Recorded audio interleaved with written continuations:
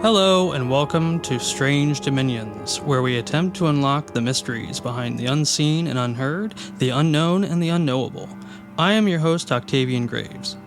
Tonight, I'm speaking with Taylor Bell, who is an occultist as well as the host of the Green Lion podcast and the creator of the Sigil Arcana Tarot deck. We talk about his paranormal experiences, occult experiences, his podcast, and our theories on magic and the paranormal. If you have seen something strange or unusual, such as a cryptid, UFO, spirit, or anything in between, send me an email at strangedominionspodcast@gmail.com. That is strangedominionspodcast@gmail.com. If you would like to get extra content and support the show, you can become a patron starting at just $4 a month, and with that you get exclusive episodes, patron segments, merchandise, and the ability to contribute to the show. With that, let's get into the interview.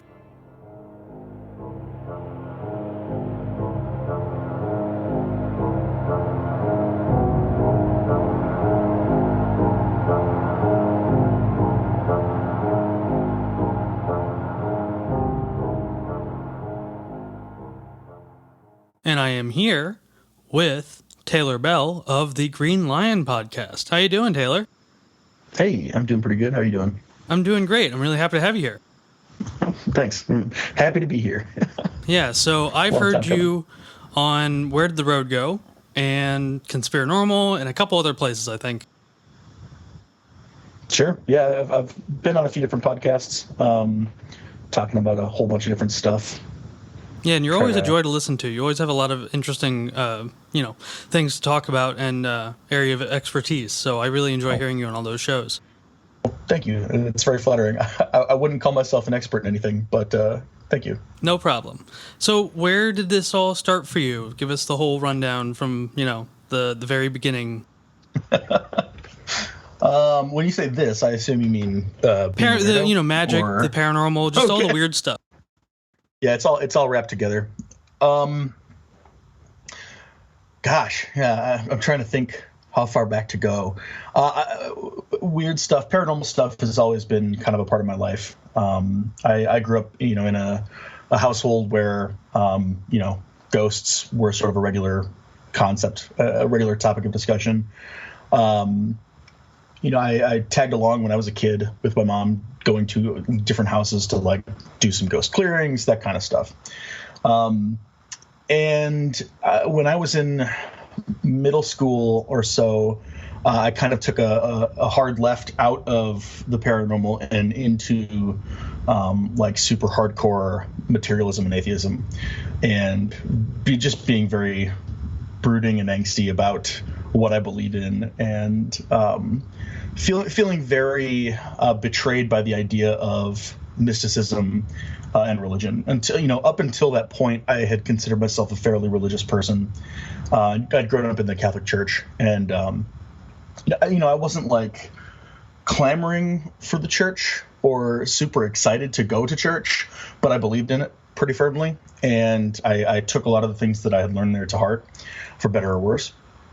And so I kind of gone the opposite direction, and it wasn't until college when I had been out on my own for a while and exploring the world, exploring myself, exploring podcasts, for instance, and then dealing with the loss of a good friend of mine, that I started to really kind of question my beliefs and question where I stood on things, and I sort of swerved back the other way into just really not believing in anything at all. And so that was sort of my stance on everything for a while. I don't really know when that stopped being a thing, if it did ever really, but that was kind of my motto for a while, was that I just don't believe in anything. Because it's so hard. It's so hard to really put stock into something that's an ideology that's espoused by some person or whatever. The only thing you can really believe is the thing that you've experienced for yourself. And at that point, I hadn't experienced anything really. And I had dabbled with some magical concepts. I had looked into, one of my friends had taught me about Aleister Crowley, and so I went and looked up some of his stuff, and kind of went down that rabbit hole as far as trying to understand some of the ceremonial magic aspects of things.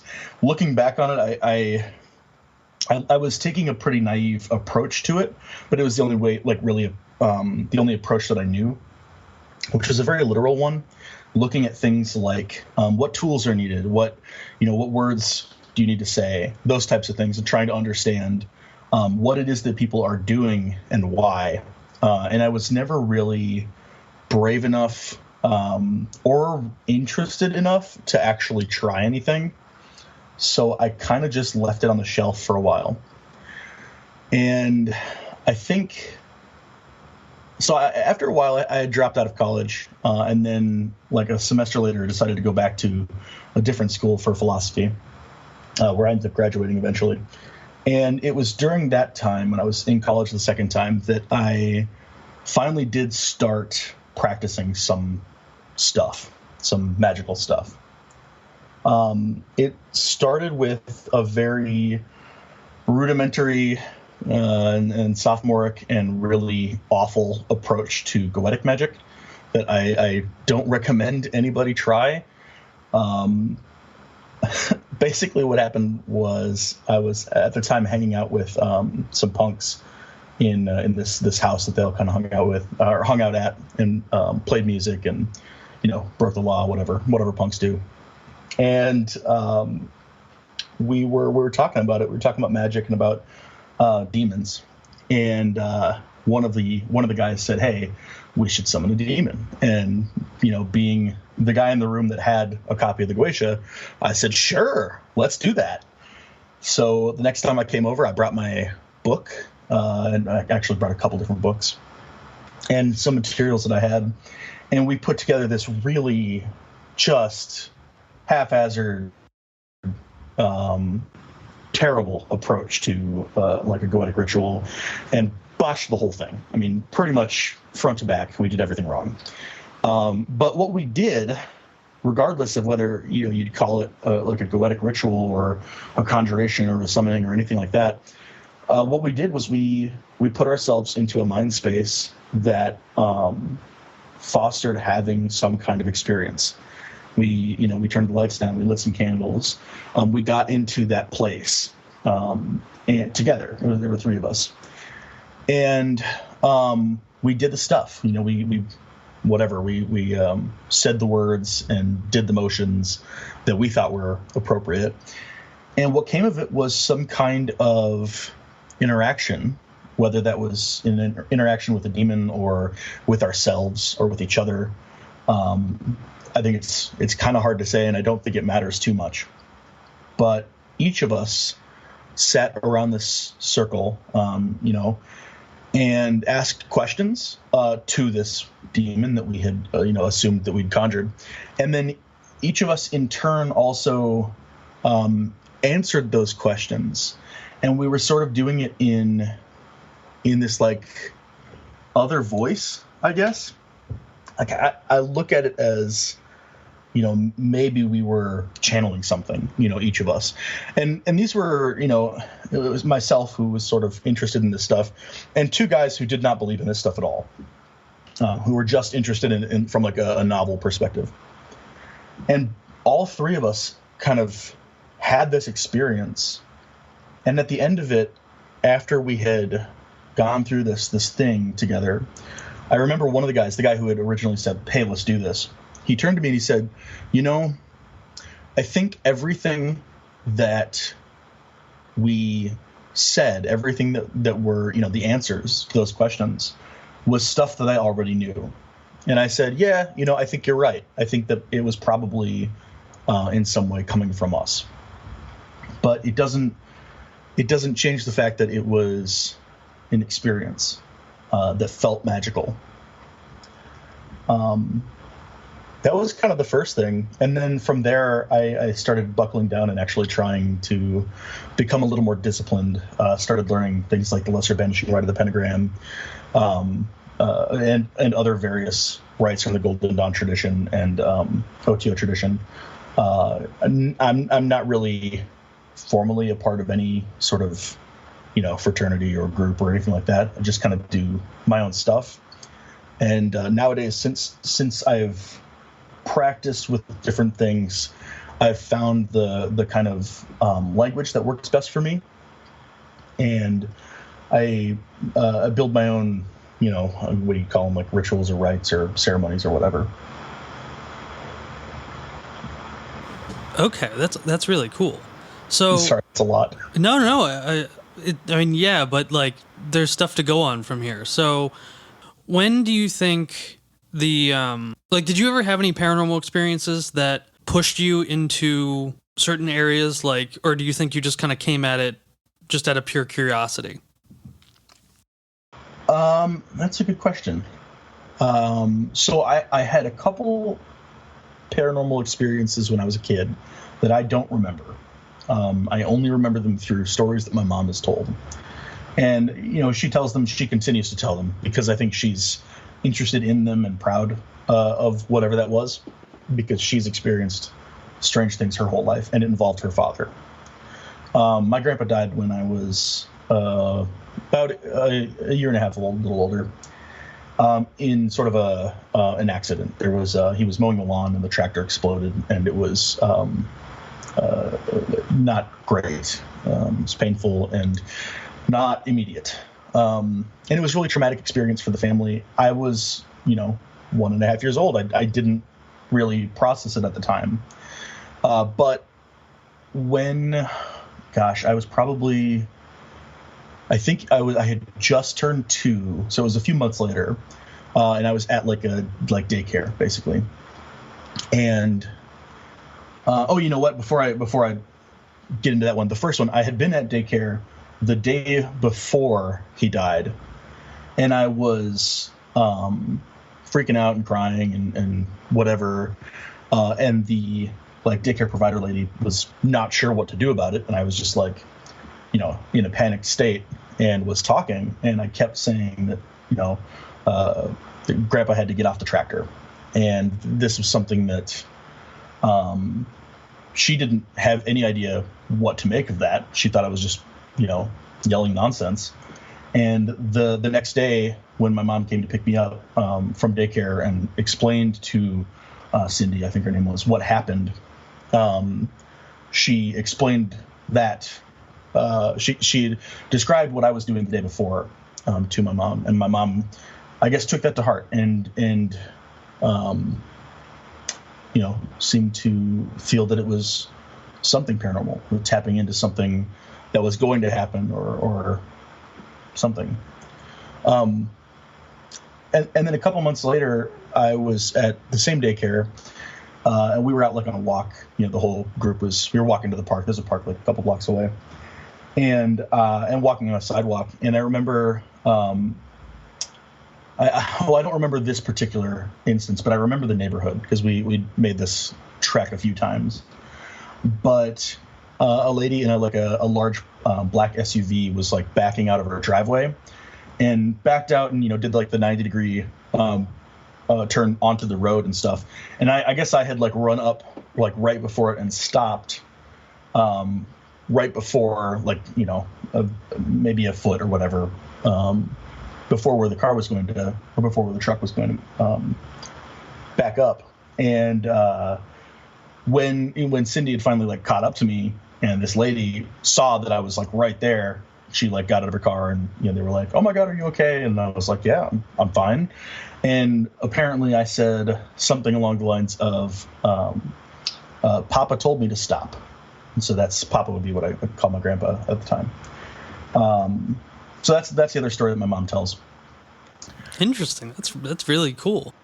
Yeah, it's interesting to have stuff like that, and like I said, they're not my memories. I don't remember them, but they are stories that I hold on to because they're really some of the only memories I have of my grandpa.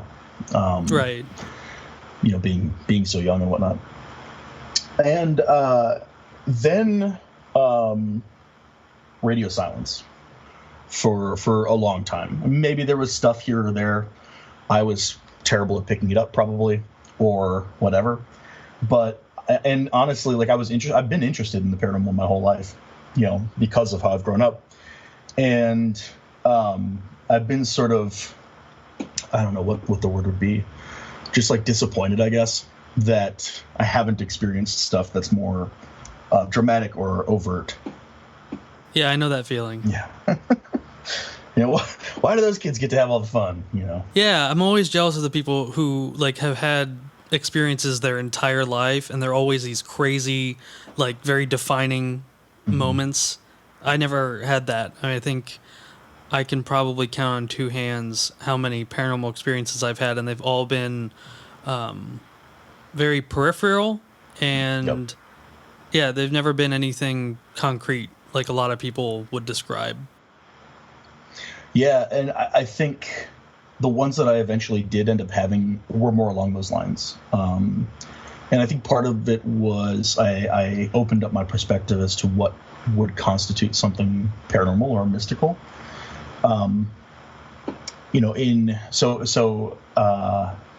Like I said, radio silence for a long time. It wasn't really until my friend Dan had died that I tried to reach out to his spirit, which I'm at this point 20 years old, and in the depths of being an angry, angsty atheist, metalhead, and I'm upset and I'm sad and I'm trying to figure out something to reconcile this loss.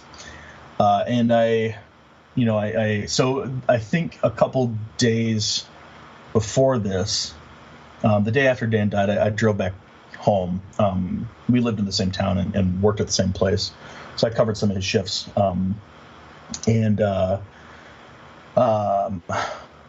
My mom had given me a letter that she had written. Basically, what she said is, and so I didn't give her many details. She never knew Dan. I kind of just told her about this after the fact, and then she said, "Oh, well, that night, the night that he died, she woke up in the middle of the night to what she described as a boy in her room, trying to get her attention." And so she got up and listened and wrote down what he was saying. And that became this letter that she gave me. And I don't remember where I put it. I think I still have it somewhere. But it was a very sentimental kind of thing. There were a lot of elements of it that were very personal and stuff that I only knew about Dan because I had hung out with him so much and had a lot of really in-depth conversations with him about how he felt about the world and about what he wanted to do and where he wanted to go. And like I said, she never knew him. She never even saw him, but described him as visually. My mom has seen and experienced spirits for her whole life, which is kind of wild, I guess. But and she's always described she doesn't see them with her eyes, but she sees them with kind of her mind, and gets visual impressions, right? Paints a picture in her imagination of what this person looks like. She's a very visual person, but anyway, after this happened, I had gone back up to Moorhead, where I was living at the time. I was sad, I was dejected, and I wanted to find some kind of closure or find some kind of peace with this loss. And so I sat down and I tried meditating for the first time. Maybe not the first time, but close to it. And I sort of brought myself into this mental place that I like to go to. It's sort of a clearing with some particular features. And imagined myself walking from this place through the woods to where I imagined Dan would be. And I found him. And then this experience occurred that lasted for probably 5 to 10 minutes. It was fairly quick. It felt like an eternity, but it was pretty quick.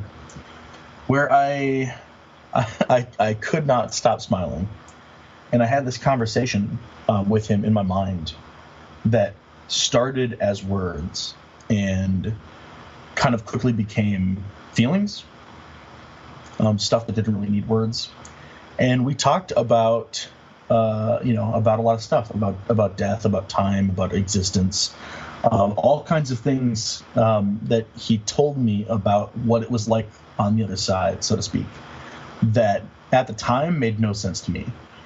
As I've begun exploring other elements of the mystical, in things like meditation and ceremonial magic and like Kabbalah and stuff like that, I've found a lot of parallels to some of the stuff that he described, which kind of blew my mind. And that was also the first time I had an interaction like that with what I would consider a spirit, where it takes place, in my head. I feel a pretty clear division between my own ideas and active thoughts and what I'm listening to and hearing, which I don't hear as words, and it's not audible. It's sort of a feeling, and I guess just connecting to whatever it is. That's really interesting. I've never had anything like that. Meditation's always been a difficult thing for me, because I'll try doing it and then I think I've got it, and then I'll hear like how other people describe their successful meditations, and I feel like I've botched the whole thing just going off of what other people have experienced. So with the ritual that you did and like the magic that you do and the experiences that you have, do you feel that like spirits and the things that people interact with are external, like independent intelligences, or do you feel like they're part of the self, or that the like kind of like the spirit versus psychological model? Right. I don't have an answer to that. I wish I did. Okay. I think it's both. Yeah, I'm pretty sure it's both. And, I asked Dan in that conversation at the end of it, because, I'd had this whole experience. And like I said, I was, at the time, I did not believe in any of this stuff. I didn't believe in religion. I didn't believe in, at the time, I didn't believe in ghosts. I didn't believe in anything, and magic, whatever. I thought it was all hooey. I was trying it because I was desperate. And I asked at the end, is this real? And he said, yes, this is real. This is a genuine, like, the impression I got was this is a genuine experience. I'm actually talking with my friend Dan. And then I asked, is this all in my head? And I heard, yes, this is all in your head. And I didn't know what that meant at the time. I kind of still don't. But the same mechanics have been present with every type of spirit interaction I've had, including, the spirits of, dead people, spirits of, like, I guess you'd say, like, nature entities or elementals or whatever. Spirits, like just other disincarnate spirits, deities, angels, stuff like that. Things I've contacted or have been contacted by. It's always been the same mechanism. And it very much feels like there's an external component to it. And I always also doubt that and feel like I'm concocting it in my head. And I don't think it matters, really. Does that make sense? Yeah, no, it makes sense. And I would agree with you. The way that I kind of have been brought up in magic and the occult is on kind of like a very traditional spirit model, mm-hmm. and like Renaissance era ceremonial magic system. Yeah. So for me, like, my go-to is the spirit model. That's how I'm like most readily able to process what I'm experiencing. Mm-hmm.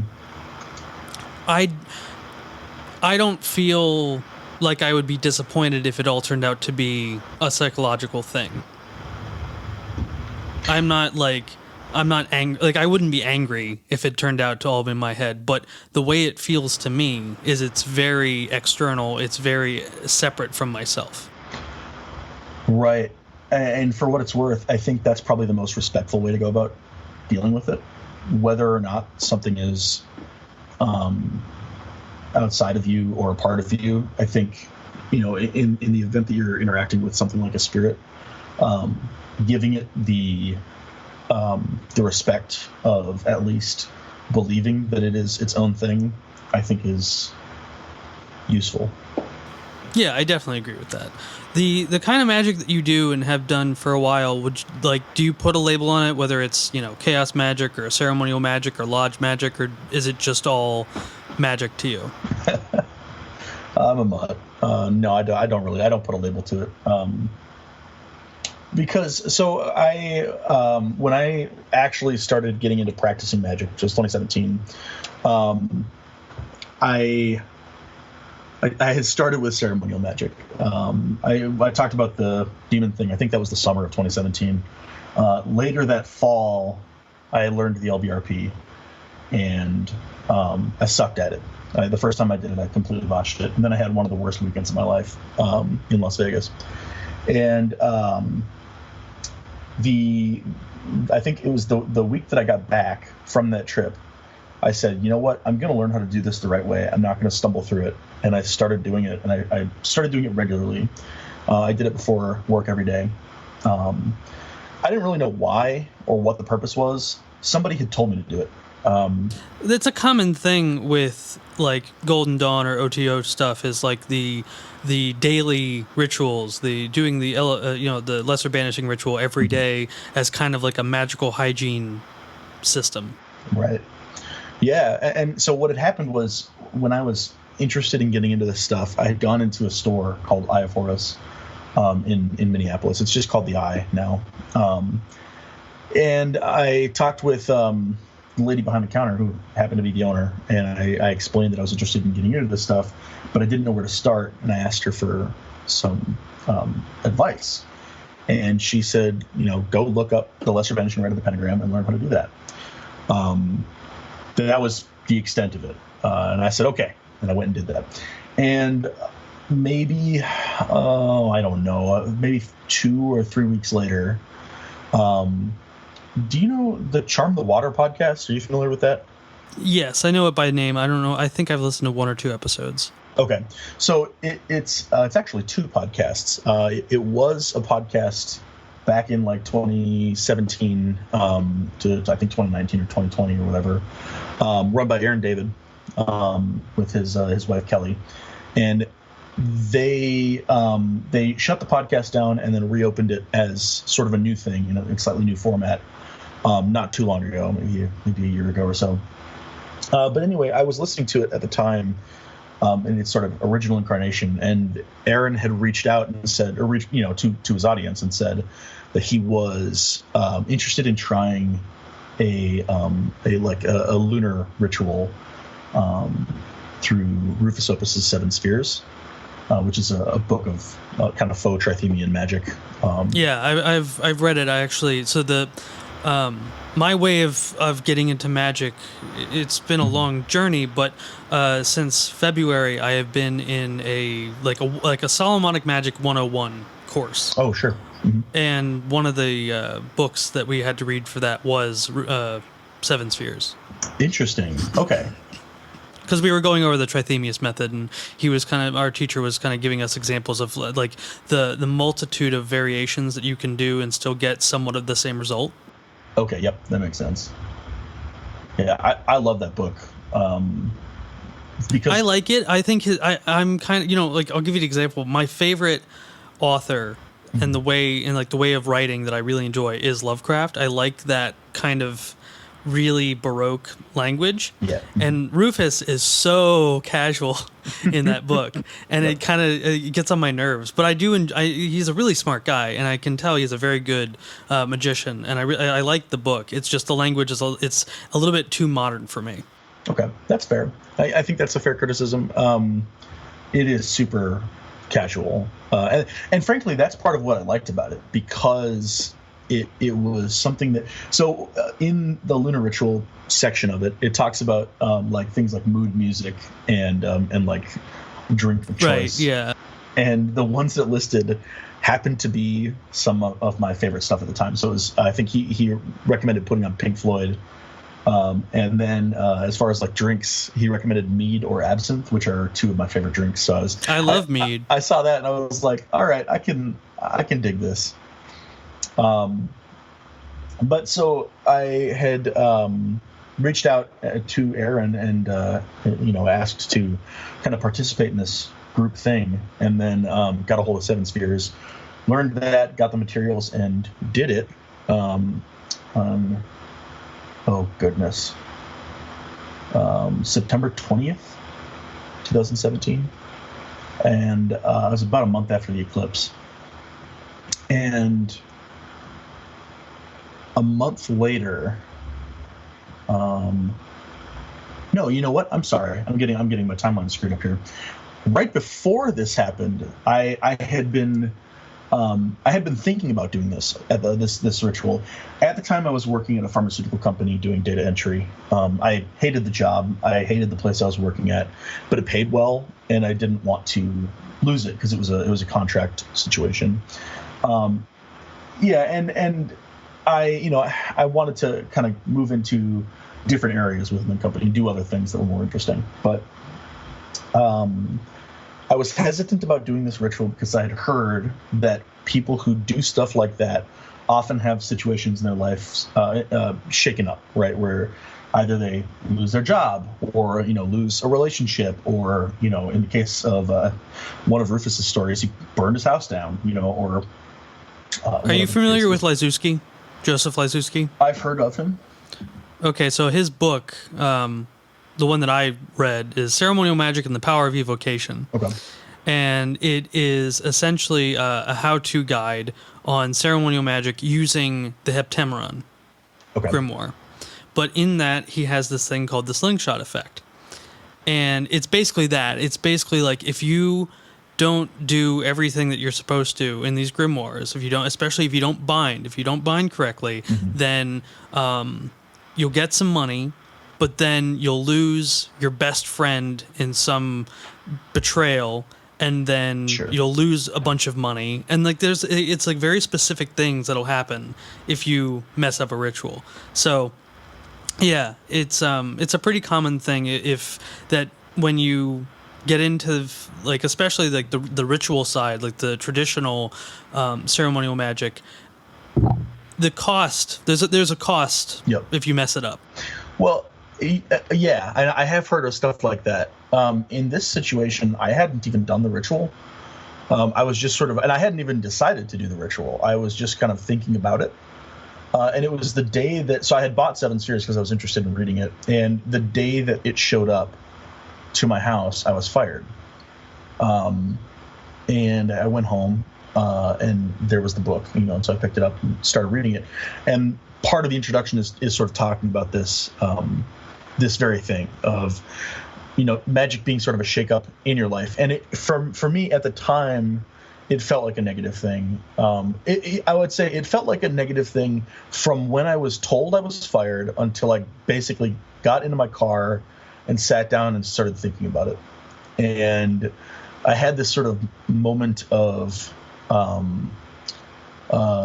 guess you would call it mania, where I just sort of was like, okay, if this is how it's going to be, then this is how it's going to be, and I'm going to do this ritual. And so I decided right then, like, I have nothing left to lose. I may as well do it. And I did it. And exactly a month later, like October 20th or whatever, I ended up getting hired at Eye of Horus, at this bookstore that I had wanted to work at for a very long time. I tried to apply before and whatnot, but they don't hire very often because it's a small staff. It's like 6 people. Anyway, so I worked there for a while, and while I was working there, I was introduced to a lot of different elements of magic from all kinds of different cultures. And I was introduced to it in the context of selling these things in in essentially like a bookstore, right? Bookstore that sells herbs and crystals and sage wands and books and all kinds of stuff. Right. There's a place near me called the Crystal Fox. I've talked about it on the show a couple times. Very like same thing, like a metaphysical shop. Yeah. Yep. Exactly. And there's you could find them all over the place. And I highly recommend supporting them.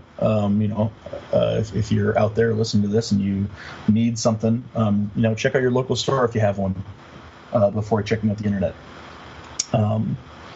But what I learned while I was in that situation was that there are a lot of different people who believe a lot of different things, and amongst all of them, people seem to get things to work with whatever they're doing. And people disagree on how to do it. Some people say you have to follow, this particular thing, or,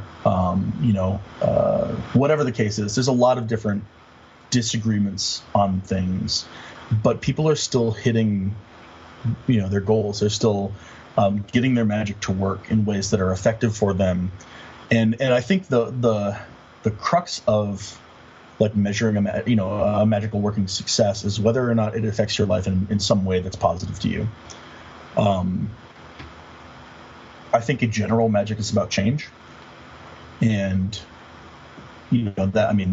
that's pretty broad because I think a lot of things are about change. But no, I know what you mean, and I would agree. Yeah. So when you're doing something, usually you're trying to change something, and in my opinion, from what I've seen working in my own life and from what I've felt and learned, etc., the most effective magic for me is magic that is changing me as a person as opposed to changing my circumstances. And by changing me as a person, I mean typically doing work to process something about myself and make myself, quote unquote, better, right? I look at it as sort of internal alchemy. You're doing a process of refinement, working through elements of yourself, of your shadow or your ego, or desires and fears and stuff like that, and learning about it, learning about yourself, integrating those things in a way that is healthy and beneficial to you. I look at that as the goal of the magic that I do. Okay, understandable. Yeah, I don't know. All of that was sort of an attempt to answer the question about what type of magic I do. I don't know if that makes sense. No, it does. It does. Okay. I think, for me, I kind of see a distinction between like old magic and new magic. Mm-hmm.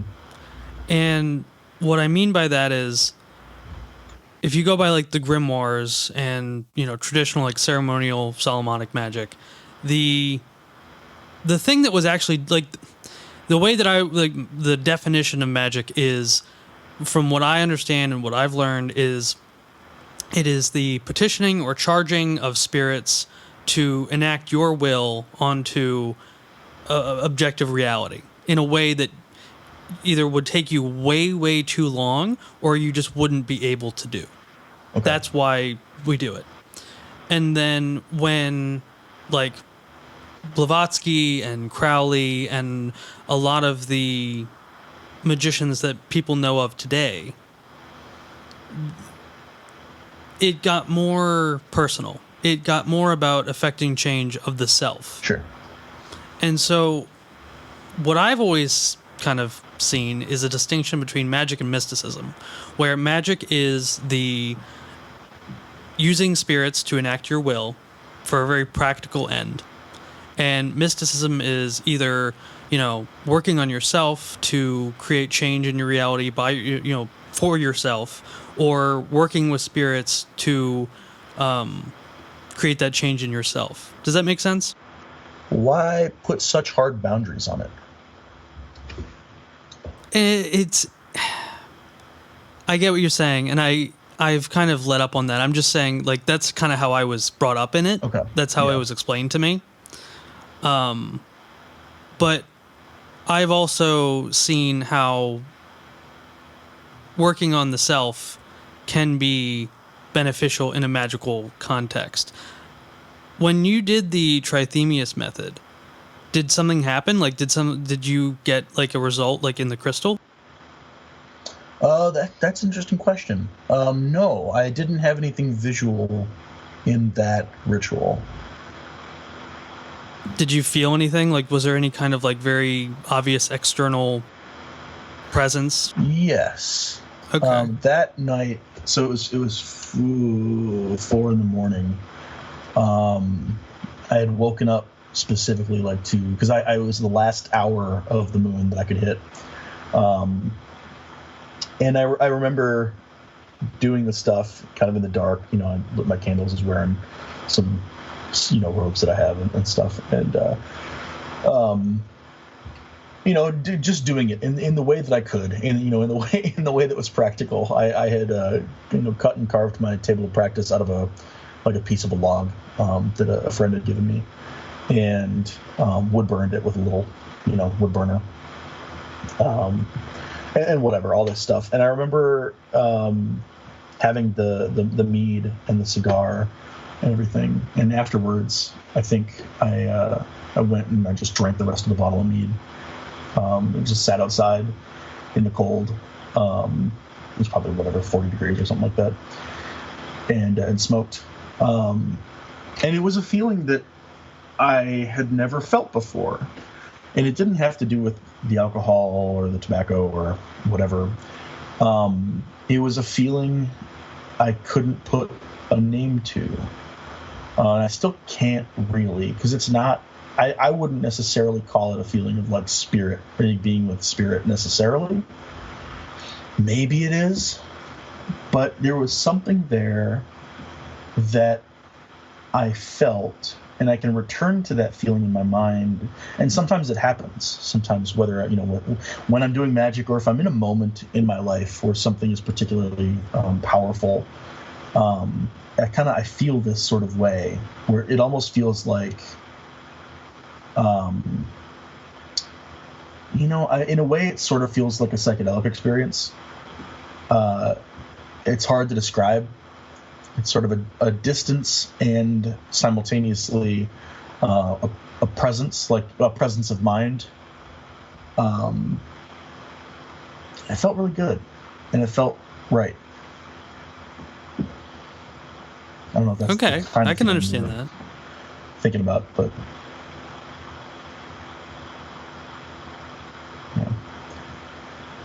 I once was doing some ritual work with this guy who I don't talk to anymore, who described it as a deja vu on crack, and that isn't quite it, but I think that sort of gets to the feeling of it, especially when like remembering that particular feeling. Okay. As someone I've only done psychedelics 5 times in my life, and they are like 2 of those times were some of the most defining moments of my life. Yeah. And so I can kind of understand what you're saying, and you're right, there's not really words for it. Like, that kind of sums up a lot of psychedelic experiences for me, is like it's a feeling throughout. Like, there's just no words for it. Like, it's not supposed to be verbalized. It's supposed to be felt and only felt. Yeah, like I could tell you the feelings I was feeling at the time. What comes to mind was like the moonlight reflecting on the grass in the middle of the night, and the feeling of cold on my skin, and the feeling of the warmth of the cigar and the smoke, and the warmth of the alcohol, and the feeling of accomplishing something, and like putting a chapter to rest and opening a new chapter, and leaping headfirst into the abyss in some kind of magical working that I barely understood. It was a feeling of excitement and wonder and a little bit of apprehension and fear, and just curiosity, I think, is a big part of it. Yeah, no, I can understand that. Outside of the Trithemius operation that you did, or the Seven Spheres operation, whichever one you want to call it, have you ever done like a full by the book, like Goetic or Solomonic evocation? I have not. I've thought about it a few times. I've studied the Goetia more since that half-assed one that I did, when I was in college. but I haven't actually done one. Yeah, I'm right there with you. I haven't done one yet either, and it's only because I don't have the space. I don't live like in an area that I can just do it. I would need to like get an Airbnb or something, and because the way that I was trained in it, and I'm still like in the class, like I plan on doing it very soon because I have multiple reasons that I got into magic, but one of them is to use it to explore the paranormal in a new way. Because I think, with things like Hellier and Timothy Renner and Joshua Cutchin doing Where the Footprints End, and Soraya, looking at the paranormal from all these different angles that have not really been explored much before. Yep. I feel that magic is right up there as a means of exploring it, and ceremonial magic specifically, because from what I have seen and what I have experienced and what I have researched, ceremonial magic is the kind of magic that deals very, very directly with spirit, with like external spirits. And in my mind, the paranormal is something. And see, I think the word spirit scares people. Not scares people, but it puts them off because of how secular our society has become. Yep. And so when I say spirit, I just mean like an incorporeal intelligence that is external to us. And I feel that a majority of things in the paranormal are in that same realm. Yeah, I tend to agree with you on all of that, on the way that the paranormal interacts with spirit, on the way that we can utilize magic to explore the paranormal. Yeah, I'm totally on board as far as that stuff is concerned. And I mean, like when you and I were on Where'd the Road Go together the other night on the round table, and Soraya was reading off that story that was from I think the 1700s, and like it was written in a very old English language, and it was describing what we would call like a Bigfoot. But I said even on that night that it sounds like he was reading from a grimoire. The language, it sounded like he was reading the description of a spirit like you would in a grimoire. And so when I started to get into magic and I started to read more specifically about the entities involved, and I started to see the parallels between that and the things that people experience on a day-to-day level, such as cryptids or ghosts or any of these things. I think that there's a strong connection. And I have to kind of clarify whenever I bring this up, because I think a lot of people will hear that and say, oh, he thinks everything is demons. I don't think everything is demons. I don't even think the things in the Goetia are actually demons. Like, I think they're spirits. I think demon is a very corrupted word. And I think that the rules that are in place in the grimoires can be applied to anything of the incorporeal realm. Yeah, and what's interesting about that, specifically with like the Solomonic rituals and the like you're talking about the rules and the binding and all that stuff. I've heard of people doing that to contact other spirits.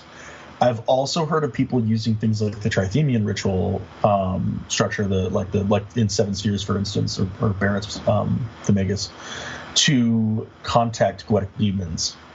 I have not heard much in terms of results with that, but I've heard speculation about doing it. I think so. What do you think? Let's say we're talking about cryptids. Let's say. I want to pick one that's not necessarily Bigfoot, because I think Bigfoot's a tangled ball. That would be too much. But let's say Mothman. Okay. So we have sort of a general word that we apply to a group of experiences that people have and have been having for a while. You could date it back to the 60s or whatever. You could go further back if you wanted to. What is that? Is that one thing? Is that an archetype? Is that a spirit? What is that? And obviously I know you don't know, but I'm just saying. I feel like it is a spirit. I also feel like it could be a projection of something else. Okay. Because of how, like, the thing that makes Mothman different than a lot of other cryptids is that it has a calling, if you will. Like, its whole thing, right, is tragedy or natural disaster. That's when it's seen. Sure. There's not really any kind of precedent in other cryptid lore for that. It's not like, I mean, you could say that, you know, a lot of people see Bigfoot and then a UFO. But what about banshees? Yeah, no, that's that's exactly what they did. I mean, that, like, banshees were a harbinger of ill winds and death and, you know, things like that. And so maybe that things like Mothman are a modern perception of a banshee. Like, maybe that's just for some reason how we interpret it, but it's the same thing. Or it's a class. Like, if banshees are a part of a certain class of spirit, then maybe Mothman's still part of that class, but not necessarily the same thing as a banshee. Sure. Mm-hmm. So yeah, I mean, it definitely, I definitely feel like it's a couple different things that are in tandem with each other. Yeah, I would agree with you on that. And I think that part of what's interesting to me about, like, spirits in general, and whether you're looking at goetic spirits, or, you know, you call them demons, or call them whatever, you know, or angels, or paranormal entities, or deities, or whatever the case is, I don't think that they're so clean cut that you can just put them into one box. I think that I agree with that. Yeah, they're kind of multifaceted. Yeah, absolutely. And I think that I wonder if using magic to explore the paranormal, if that would help us understand these things better and allow us to communicate with them or work with them in, like, a very beneficial way. If these things, like, let's just say, like, if it has an office, if it has, like, an ability that we don't know about, that it has the ability to teach or, impart onto us, that's what I'm curious about, because I also feel like a lot of the terror and the negativity that surrounds these things and the way that people interact with them, I don't think it's on purpose. I don't think that a lot of these things are really out to get us. I think that we just, for some reason, we're so afraid of it because of how little we understand it, but they themselves aren't bad or negative. I don't know how I feel about objective good or evil. Okay. I feel like that's a very human thing. And so I try very hard not to place that on things that aren't human. For sure. I tend to agree with you. I consider myself an existentialist or an absurdist, so Oh, yeah, so do I. Absolutely. Yeah. I think a lot of that stuff is stuff that we create and put on what we're doing or what we're experiencing. I would love to experiment with doing some kind of ceremonial magic conjuration of paranormal entities as spirits. I think that would be an incredible experiment that I can think of a few people who would probably frown at something like that. Oh, yeah. And that's what I'm trying to do. Like, that's like the whole point of, not the whole point, but one of the goals of the show and of my magical education is to find a way to contact some of these entities in a ceremonial context. And I think the way that it's going to probably happen is through the evocation of, like, an ambassador spirit, and trying to interrogate or question that spirit on, like, okay, this thing that we call Sasquatch Bigfoot, what is it? Oh, well, it's this and this. Okay, how do I contact it, and how do I keep myself safe, and like, how do I build a system of magic around these things? Like, because like, I would love to build a paranormal grimoire.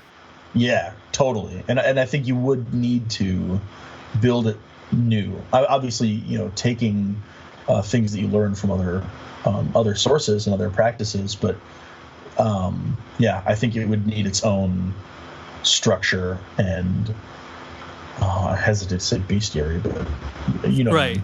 Yeah. Would you consider yourself a devotee of Hecate? Because I know you've talked about her on Where Did the Road Go a couple times. Oh man, I was wondering when this was going to come up. I only ask because I am also a devotee of Hecate. I'm actually taking a class in Hecatean sorcery from Jack Grail. Really? Yeah, it's a really cool class. But yeah, I'm just curious if you could consider yourself that, or if you've just kind of dabbled in her realm. Man, I don't have a great answer for this. Ultimately, so I mean, short answer, yes. Yes, I would consider myself a devotee of Hecate. Okay. But I also feel like it's a lot more possessive than that. I don't know if that makes sense. No, I know what you mean. I feel like, you know, so I encountered Hecate first out of choice, out of you know, curiosity and you know. So, yeah, of course you're familiar with the Headless Rite, the preliminary invocation. Yes, of course. So I did that as, you know, and here I am mixing stuff up and doing stuff wrong. I did that as sort of a attempt to reach out and make contact with the paranormal in general, or with the spirits in general, and in specific or in particular to forge a connection with Hecate. And I think it worked. You know, it's hard to describe, but since I've started working with her, I very much feel like I belong to her in some kind of way. You know, it's really there. Okay, so that's very interesting because at the beginning of this year, well, that's actually not true. I was having synchronicities revolving around her since September of 2021. Okay. And I never really thought about it. Like, I knew who she was, but it didn't really concern me. My whole thing was Norse. Like, I considered myself like a diehard Norse pagan for years. And that was one of the things that I wanted to contact by getting into magic. Mm-hmm. But I started seeing Hecate everywhere, but I didn't really think about it. And then for my Solomonic class, one of our assignments was to do the Headless Rite in an area that we liked. And so I did it, not thinking of contacting any kind of deity. I thought I was just going to try and conjure up a land spirit or a genus loci. Yeah. And that night, I had a dream revolving around a woman who was a devotee of Hecate. Oh. And I talked to my mentor, and he was like, you know, she's probably trying to contact you for some reason. And after that night, I started getting just weird pointed synchronicities revolving around her. And I finally was like, okay, I hear you. So I did the same thing, although I consider myself a devotee of Hecate, and I feel very attached to her and like I belong to her as well, but it was not by my choice. I felt very much like she came to me. Yeah, I totally know what you mean, and I've dabbled with I've struggled with that concept for a while, because I can sort of pinpoint the moment that I reached out and said, you know, I have it written down in my notebook still, you know, the things that I said and what I wanted to do. I could not tell you why. I couldn't tell you where that thought first came into my head. I didn't know about Hecate until I had started working at Iphorus and was introduced to that name and that concept, you know, of her, of the deity, through other people that I was, you know, meeting. But I also feel it sometimes, like, maybe it wasn't my choice necessarily. Yeah, no, I know exactly what you mean. I do a sort of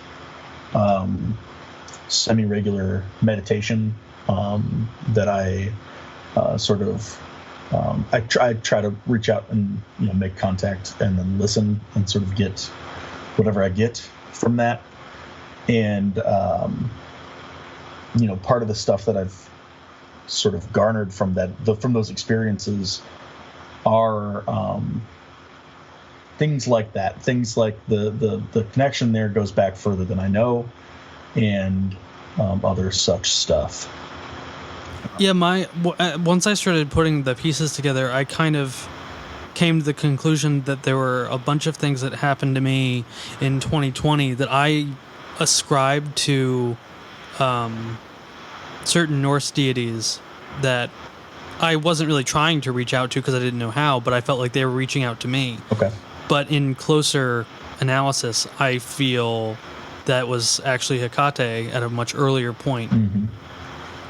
The reason why I even bring her up is in some of the devotional work that I have heard about regarding Hecate or any kind of like deity or god or goddess, there seems to be for example, I've heard about people giving offerings in the woods, like creating rituals around offerings to Hecate, and then the next day they see like black dogs, or they have like a phantom black dog encounter. Yep.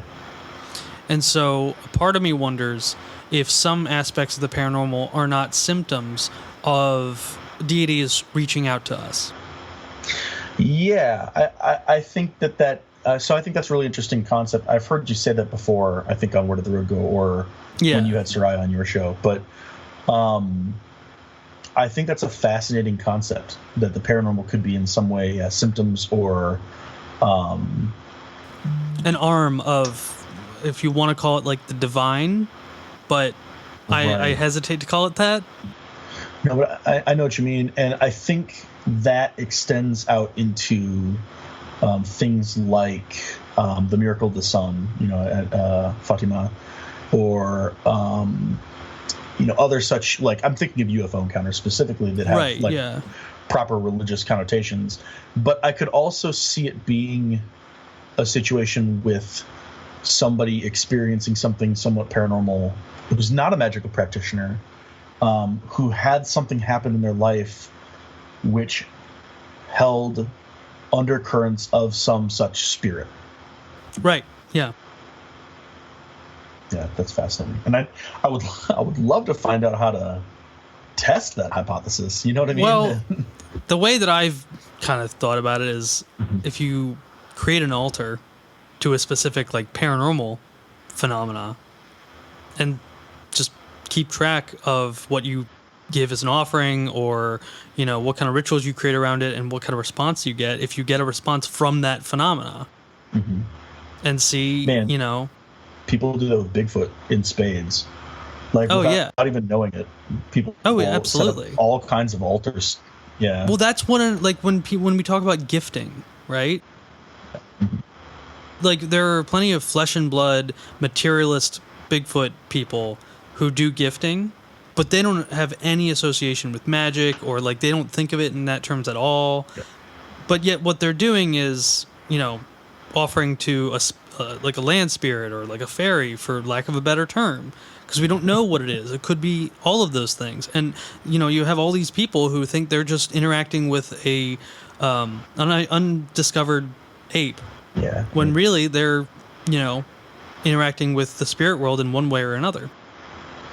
Yeah, or something that isn't either of those things. But in terms of like strict definitions or whatever. But yeah, no, I agree. I think it's so funny to see, not like haha funny, but like maybe ironic or sad funny, to see when people are like super gung-ho about something like Bigfoot or whatever, as a flesh and blood concept, and don't have don't have the time or the willingness to explore other concepts. I think. I've heard a variety of stories over the years, but stuff where people are so immersed in this concept of it being flesh and blood that they just don't even want to hear it. And if they experience something that's different, they just totally tune it out. Right, exactly. And it's funny because there are flesh and blood dogmen people out there who believe that this Right. dogman entity is a totally natural animal that just hasn't been discovered yet. Mm-hmm. And so, but those people are often the ones that will take stories about people seeing what can only be described as an Anubis type Right. character Yeah. in their bedroom at night, and then see a dogman the next day, or just saw a dogman the day before, or something like that, and they don't connect them, or to them it's just a part of the naturalness of it. I don't know, but if you see a dogman and then Anubis comes to you at night, there's a connection there. It feels very weird to think that they could be separate. They could be, but I don't think so. Yeah, and there's also so much richness there in terms of Anubis, or the jackal-headed person, as a spiritual concept in Egyptian lore. I don't know all the specific associations with Anubis, but that's that's a very particular image that's lodged in our subconscious. Mm-hmm. That I think people, it baffles me that somebody would see something like that and think that it's just a flesh and blood creature or whatever. Even if they see it in their room and they think it's, I don't know, whatever.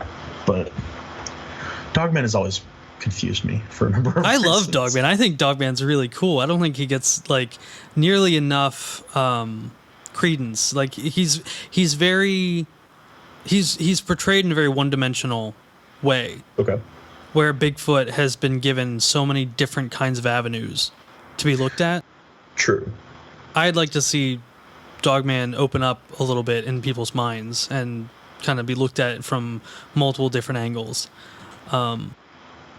Because I think there's a lot there. And I think there's a lot of, kind of like Bigfoot has all these different correlations with these different phenomena. I think Dogman does too. There's plenty of entities in South American lore and mythology of jackal-headed, dog-headed, hyena-headed gods or spirits that serve a very specific function. And those functions are often somehow related to how people see Dogman, whether it be people see Dogman in graveyards. That's a pretty common association. People see Dogman a lot in cornfields. There's another thing there. So yeah, I think that there's a lot to be worked with on that front. Yeah, and it's interesting that it hasn't been so much. That it's a lot of it's been looked at as things like, flesh and blood concepts, I guess. Well, because I think that, and this is where I don't want to say I get in trouble, but I have to keep this in mind at all times. They're the two biggest camps in the paranormal world are the materialist, flesh and blood, natural people, and then the people that are coming at this from a purely religious point of view. Yep. Where everything is demons, everything is negative, everything is the work of the devil. Right. And so when you start throwing ideas out there that, Bigfoot is a spirit that could be contacted through ceremonial magic. Well, magic's evil to these people, to right. a lot of people. And right. Yeah. Yeah. Anything that isn't God or of God is of the devil. So, you start playing around with the idea of Bigfoot being a spirit, then that creates a very negative connotation in a lot of people's minds. Yeah. And so, and you have a lot of people who want evidence. And I don't believe that we'll ever have physical evidence for really anything in the paranormal or in magic. I don't think it just does not work that way. It's not meant for that. Yeah, I tend to agree. And I don't think it needs to be, really. Well, No, I agree. I don't want there to be, like, I don't want this stuff to be proven, because once it gets proven, it gets taken out of our hands. Yeah, and I think it's so I wanted evidence for a long time for a lot of this stuff. That was kind of the main reason I got interested in it, was because I was very interested in, in the scientific method and discovery and, philosophy, things like epistemology and understanding, and wanting to tackle this like subgenre of the unknown that seems so untackleable and has for so long. But the thing I've noticed or learned as I've gotten deeper into it, on a personal level, and working with, magic or spirits or even the UFO sightings that I've had, are, that it's not really meant to be understood. It's meant to be experienced. Absolutely agree. Do you want to get into some of your UFO experiences? Sure. Before you do that, I wanted to ask you, how did the Green Lion podcast start? Tell me that whole story first. Oh, man. Because I love your show. I think you do a really good job. Thank you. I'm trying to find a way to keep it going with my much more busy schedule these days. But so back when I started it, I was a truck driver for a company that manufactures hardware, so screws and fasteners and stuff like that. And I was on the road a lot. Basically 2 hours a day, Monday through Friday. And then after work, I had a lot of free time. And so I was thinking about a lot of stuff, and I'd wanted to start a podcast for a while just because I love podcasts, and I have for years. And I love flapping my big gums. And I decided to make a podcast that I would like to listen to, that would be sort of, in a lot of ways, it would be similar to the type of stuff that you're doing, with incorporating the paranormal and magical concepts. But really what it is I'm just looking at stuff that I'm interested in, and talking to people that I'm interested in talking to. The direction that it took was not exactly what I had envisioned. And I think part of that was time and the amount of effort that goes into doing what I want to do. So I'm trying to do that now. The next episode that I've got planned, that if all goes well, I will put out in about 2 weeks, is going to be closer to the type of thing I was trying to do initially, which is sort of, it's hard to describe. If I pull it off, you can listen to it then and hopefully get what I mean. But yeah, I mean, does that make sense? I kind of just I totally understand. Okay. Yeah, no, I understand what you mean, and I'm very excited to hear that new episode. For sure. Well, yeah, it sounds like maybe you'll be a part of it too, so that'll be cool. Awesome. Very excited. I've loved the concept of the Green Lion since I discovered it in the game Silent Hill. I don't know if you're familiar with Silent Hill. I'm familiar with it. I've never played Silent Hill, but I know a good amount of the lore.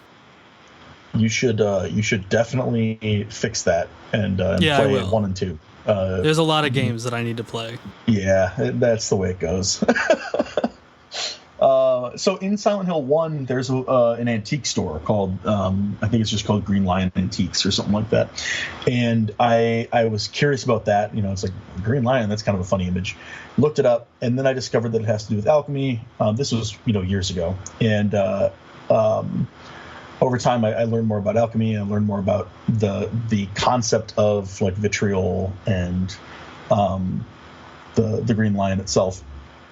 And the way that I understand it, which I don't know, maybe it's wrong, but the way that I understand it is as being sort of a solvent, as being a caustic substance that breaks things down in order to progress their evolution, alchemically speaking. And I like the notion of alchemy as a process of like change and perfection of substance through like breakdown and refinement as a physical allegory for the understanding and refinement of the psyche. And I think that concept applies to a lot of things. So what I'm hoping to do with the podcast, and hopefully this comes across in this next episode, is take concepts, stories, ideas, threads, and break them down and analyze them and try to understand them a little better, and then try to make something from them. Try to pull something out of them that we can take forward. Okay. Surrounding the paranormal and magical stuff. Although I will say this next episode is not necessarily directly magical or paranormal. Okay. It is something that I feel like kind of needed to be made at this time. And hopefully it accomplishes what it is trying to accomplish. I have a feeling it will. From what if it's what you've described to me recently, then I think it will. I hope so. Well, I'm very excited to hear it. Yeah, thank you. And so, tell me about these UFO encounters. You want me to just go in order? There's 3 of them. Yeah, go ahead. Okay. So the first 2 are incredibly boring. Not incredibly boring. They're pretty boring. So the first one, I was delivering pizzas at the time. It was a couple years ago. Sitting out back, basically whenever I didn't have pizzas to deliver, I would just sit outside on these like milk crates and just like smoke cigarettes, because that's healthy. And and so I was just sitting out back smoking and looking up at the stars. It was just after 10 o'clock, I think. It was like 10:10 or something like that. And I had seen a couple satellites. I think I had seen 1 or 2 that I was like just tracing, because you see a satellite, you can kind of watch it move in different directions, or not in different directions, but in a direction. It's kind of neat. You don't see a satellite every day, but when you do, it's like, oh, there's a satellite. And then I saw another one. I was like, wow, there sure are a lot of satellites out tonight. And I watched it move in a straight line at a steady clip, just like a normal one. But then I watched it like stop, like hard stop, and basically become a star. Like it became fixed in the sky. And there was a flash, like a white flash around it that almost looked like a camera flash. If you held your finger out, or your hand out at arm's length, it'd be about the size of like a fingernail in the sky. And then immediately after that, for a few seconds, there was this sort of stream of blue light that came from between it and a star, which doesn't make any sense physically. If this was something that were like in our atmosphere, like a physical object, it wouldn't make any sense that it would be interacting in a visible way with a star. Stars are so far away. Right, yeah. This, preposterous. So I'm watching this in total disbelief, not sure what to make of it, and like just staring at it. And so that happens. It goes on for a few seconds, maybe 5-10 seconds. And then there's another flash, like the blue stuff stops. There's another flash like the first one. And then I watch it speed off in like, it curved at a different angle. And it just like disappeared super quick. And that was the moment when I saw it speed off that my brain like clicked, like, oh, this is definitely not a satellite. And whatever I just saw was like real. And so I busted out my phone. I fought away the mosquitoes who, were trying to attack me, and I typed out the experience. I don't have the exact date, but it was June or July. I think of 2019 or something like that. 2019. That is interesting. Yeah, and so I ran inside to the kitchen because I was so excited. I'd never seen a UFO before. I was super interested in this stuff. By this point, I've been listening to like Where Did the Road Go for years. I ran inside to the kitchen, where all the dudes were like making pizzas and stuff. Most of them were like from Mexico, and they spoke English, but not like a ton. And I was very excitedly telling them that I had just seen a UFO, and I got all these looks like, "What? Like, are you crazy?" And I was like, "Oh, never mind," and I just left. Oh, okay. But I also was working at Megas Books at the time, which is a bookstore kind of like I F Horus. And so like the next day or a couple days later, whenever I was back at the bookstore, I told my coworkers, who are much more used to hearing crazy stories. I mean, everybody that works there is, interested in or tries some crazy stuff, whether it's, magic or, I don't know, all kinds of stuff. I won't go into the list, but everything. Minneapolis seems like a really cool place for like esoteric weird stuff. Yeah, it's pretty cool. I like it. I had shared the story, and the two people I was talking to, who were pretty good friends of mine, still are, both sort of seemed disinterested and told me, well, so one of them in particular told me that it was a satellite. She said, "Oh, that was definitely a satellite." And she said, "I know because I've seen satellites do exactly that." And I said, like, stop and like do like flashes, and she said, yeah, they, sometimes they'll stop midair and take photos, like implying that there was flash photography. And I hope I don't need to go into why that doesn't make any sense. No, you don't. I understand. Okay. So, she was pretty insistent about it. I don't know. Maybe she has seen something similar, but I'm pretty sure it wasn't a satellite. Anyway, that was the first one. The second one was much quicker. I was just driving down the road. It's just sort of near where Prince used to live, until he died, Paisley Park in Chanhassen. So I was driving east on that highway, Highway 5, heading towards Chanhassen, coming from like the Arboretum area, and I was looking up over the woods essentially, and I saw these two red lights, like two reddish orange lights, that both shot down at like an angle, like coming together, almost like they were forming a V. They both disappeared behind the trees after a second, but they shot down at different times. So it was like left and then right, like, you know what I mean, like choom choom, like very quick. I was thinking about it. I was looking at them. I was trying to figure out what could that have been. Could it have been an airplane? Could it have been a helicopter? Could it have been a communications tower? Could it have been some kind of a lantern in a balloon? Going through the whole list, and I couldn't think of anything that it could be. I've never seen it again over that area, so I don't know. But I chalk that up to being a UFO of some kind. Yeah, I would too. I've never had any kind of UFO experiences. Okay. I haven't had much paranormal experiences just in general, but UFOs, never anything like that in the sky. Never even anything that I thought might have been, like, just devoid. I was there too until about 2019, and I definitely just assumed I was never going to have an experience like that. So when these things happened, I was in disbelief for the most part, partially because I felt like my mind is already primed to experience stuff like this because I'm so interested in it. But I tend to think that the things I experienced were genuine. And I don't know if they were objective. I never met anybody else who experienced the same things, but they seemed real to me. Yeah.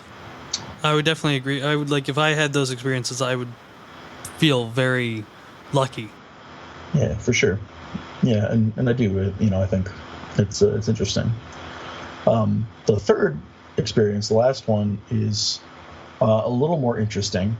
That happened. Oh gosh, when did that happen? That happened last year already. Holy cow, time flies. It happened over a year ago, I think. Yeah, it must have been. So I was at the time. I guess I don't know. Do you know about the Sigil Arcanum, the tarot Kickstarter that I did? Yes. Okay, so yeah, so at the time I was working on fulfilling that with a friend of mine, one of the guys I told the UFO story to at Megas. His name's Marcus. I interviewed him on my podcast pretty early on too, and I was on the way to meet him. We were working on some tarot cards, and we were also just going for a walk, basically. And I was driving coincidentally through Chanhassen again. So I had come. I was on a freeway that is going west and sort of curves to the north, right as there's a cloverleaf exit. So as it's curving to the north, I took the exit to my right and looped down, and was heading back west again to go onto 5. So if you're looking at maps in Minneapolis, it's like the southwest corner of Minneapolis in Eden Prairie. It's Highway 494 and Highway 5, and like 212 and stuff. It all kind of like links together right there.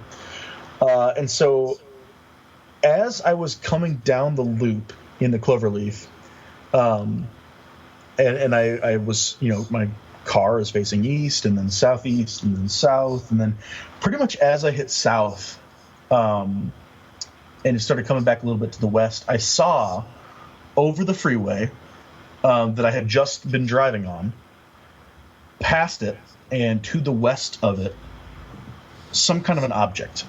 And I'll describe it in a second. I saw it was a fairly large object. I would say it was at least the size of an airplane, and pretty close. And I came off the loop. I kept driving. I passed under the bridge, which was the freeway that I had just been driving on. So it disappeared because I was obscured by this bridge. As I came out the other side of the bridge, it was still there. It was on the left side of the road, on the south side of the road. It was fairly close. I would say it was within a quarter mile. Yeah, I would say within a quarter mile from where I was. And I just watched it. I was driving, I was merging into, a freeway. But I looked up at it. I looked back down at the road. I looked up at it. I looked back down at the road. And I'm doing this a few times for, 5 or 10 seconds, just looking at it, trying to understand what it is that I'm seeing. And then I looked back down at the road and I looked back up at it, and it was gone. Just completely gone. Nowhere to be seen. So what this looked like, I had a hard time describing it, but I was talking with Barbara Fisher about it on her podcast, 6 Degrees of John Keel, and she pointed out something that's actually not super far off, which is a Borg cube. I don't know if you're familiar with that from Star Trek. Yeah. Yeah, so it wasn't a cube, but it was sort of that hodgepodge metal scrap looking texture. So okay, it was sort of a mess of angles, and it was it almost looked to me like if somebody took one of those like very industrial looking jet engines or jet planes and like folded it into a bunch of different places and made some sort of abstract, almost like origami out of machinery. Mm-hmm. And it was different shades of gray. It was like light grays, dark grays, like silver, but mostly like matte, not like super shiny or metallic. I don't remember seeing any glass. It definitely looked metal. I'm pretty sure it wasn't a balloon. It seemed like it was a metal craft. It was stationary. My first thought when I saw that was, that plane is crashing. Because if it was a plane, it was definitely crashing. It was like maybe 80 feet off the ground in like, in the middle of a freeway interchange over like a patch of grass, basically, near some buildings and stuff. Okay. There's absolutely no way an aircraft was flying right there. Yeah, that seems a little bit hard. Yeah. I have no idea what to make of it. It disappeared. I immediately I used my phone's like voice feature to text Marcus and say, "Hey, I just saw something weird. Remind me to tell you about it." And then I moved on. I drove to where we were meeting up, Got out, met with him. We started going on a walk, and it was pretty soon in the walk that he said, "Oh, you texted me that you saw something weird." And I said, "Oh, right. Let me tell you about it." And I just described what I just described to you. And as we're walking, we get to this other neighborhood. And I'm talking about it. I'm talking about how weird it was. And he's trying to get like a better picture of what this thing was or what it looked like. And he said, "Well, how big was it? And like how far away or whatever." Like he's trying to, get a picture for it. And just then, a helicopter, like a straight up commercial, maybe news helicopter or whatever, flew down into this neighborhood, also incredibly low. It almost looked like it was doing some weird turns, as if it wasn't flying straight. It was like it had come out of nowhere. It had like turned 180 degrees. Almost like it was like looking around, like making sure, like, all right, is everything cool? Okay. And then it like took off again. But I pointed at it and I said it was about that big and about that far away. That's really interesting. Yeah. Like that wild collection of events all so close together. Yep. Yeah, no idea what to make of that at all. Yeah. You're lucky though. I mean, I really hope that I get to see some kind of strange UFO thing at some point in my life, because that's always been one thing that's been very nebulous and kind of like out of reach to me. So I never really, not that I didn't give it any attention, like I definitely have an interest in UFOs and aliens and extraterrestrial stuff, but of all the things in the paranormal, it's just very out of reach for me as far as like experiencing it or knowing what it is or being able to research it in any way. How come? I don't know. I think maybe it may be just like a generational thing. I don't know. Like I have an interest in it, but like if you were to say there's a Bigfoot movie and a UFO movie playing at the exact same time, I'm going to go to the Bigfoot movie every time. Not because I don't want to watch the UFO movie. It's just not as in my like field of direct interest, if that makes sense. Yeah, I think I get what you're saying. Yeah, well, I hope we do have one if if that's something you want. Yeah, it definitely is. I would love that. Yeah. Well, Taylor, thank you so much for coming on. Is there anything else you wanted to mention before we hopped off? No, nothing comes to mind. I think we covered a lot of stuff. All right. Well, I know we didn't get to talk about your tarot deck, which I wanted to, but I'll have you back on very soon to be able to talk about that. Oh, sure. Yeah, no worries. All right. Well, thank you so much. Yeah, thanks for having me. You have a great night.